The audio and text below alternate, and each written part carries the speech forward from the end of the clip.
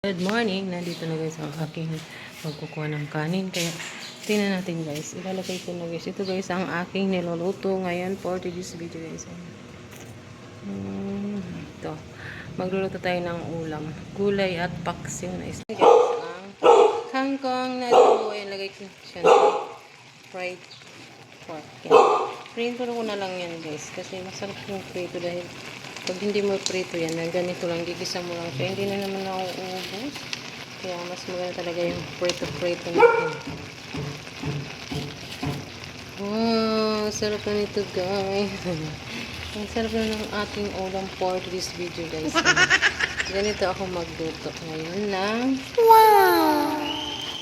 adobong kangkong. Ayan na guys, ang ating adobong kangkong for this video guys. Pero meron niyang partner guys, ang ating adobong kangkong. Charan! Ayun guys, yung paksiw guys.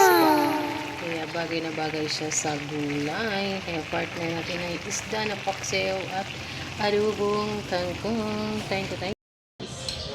Ito guys, yung nilinoto ko kanina. Ayun. Ang paksiw at ang kangkong. Ayan. Kaya na namin anak.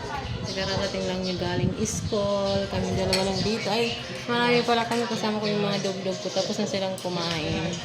Kaya kami naman ang susunod.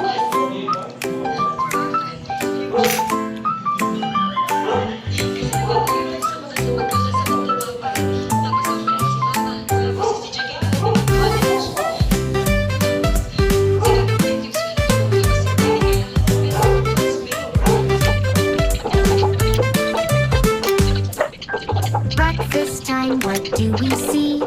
Eggs and toast and a cup of tea. Milk and cereal, fruits so sweet. Let's all sit down and eat.